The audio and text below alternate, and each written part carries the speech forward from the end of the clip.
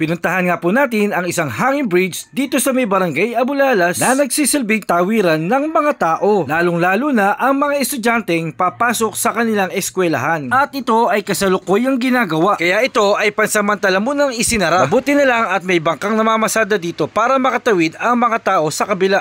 Hello, magandang araw. Andito po tayo sa may barangay Abulalas at tingnan po natin ang ginagawang hanging bridge. Under construction po ito. At pasyalan po natin kung ano po ang kanilang ilalagay dito, kung bakal ba o kahoy. Tara po. Kailan po ginagawa yan? Isang linggo na kayo. Isang linggo na ho. Nire-repair. Pinapalitan nun pang ilalim. Tubo na ho, pinalit ano. Bakal na para matibay.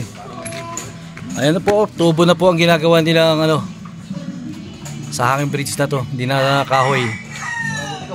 Tansya nyo tayo, ilang taon na yung hanging bridge na yan? 1975 pa, tagal na ho pala. No? Nalaman natin kay tatay na 1975 pala itinayo itong hanging bridge sa may Abulalas. Nasa 49 years na ito at halos 5 dekada nang nakatayo itong hanging bridge. Madami na rin palang napagdaanan itong tulay na ito at marami na rin dumaan dito. Ayon kay tatay ay nirepair na rin ito bago pa mag-pandemic. Nung nirepair ito ay kahoy o tabla ang nilagay ulit dito. Nasa 5 hanggang 6 na taon ang itinagal ng tulay buhat ng ma-repair. At ngayon nga ay ating makikita na bakal at tubo na ang inilalagay dito para nakakasigurado matibay ang tulay na to. May mga bata at matatanda ang mga tumatawid dito sa tulay na ito. At lumipat naman po tayo sa kabilang ibayo nitong hanging bridge. Umikot nga pala tayo mga lodi doon, nag-tricycle tayo sa kabila. Pagdating natin dito ay nakalagay din sa tarpaulin ng Abulalas Hanging Bridge closed under construction. At sa gilid nga po pala mga idol ay makikita natin ang sakayan ng bangka. Diyan po yung sakay ng bangka ano. Dito. Magkano po yung pamasahe dyan? 5 piso kada tawid. Gano'n na po ba katagal na ginagawa itong ano? Ilang araw pa lang ho. Isang linggo pa lang ho.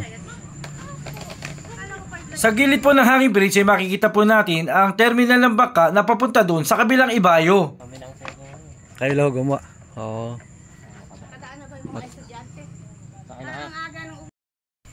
Ayun o, may dito po sila sumasakay ng bangka ito. 5 piso isang pamasahe. Bali 10 pag dalawa.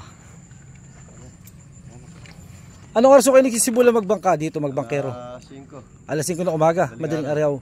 Hanggang anong oras po sa hapon? Alas 7. Araw-araw po yun ano.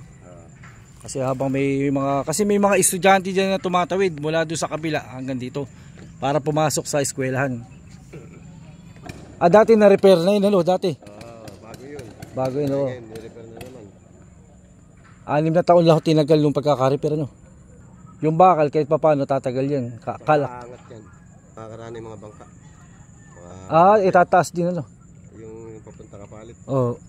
Mabuti na lang at ni-repair itong hanging bridge sa Abulalas kasi marami na palang sira ang mga daanan nito. Napakadelikado sa mga tumatawid, lalong-lalo na yung mga bata na nag-aaral doon sa eskwelahan. Sana po ay dire-diretso ang paggawa nitong hanging bridge. Delikado din po kasi ang pagsakay ng bangka lalo na kung masama ang panahon. Atin pong babalikan itong hanging bridge kapag ito'y natapos na. Ano po pangalan niyo kuya?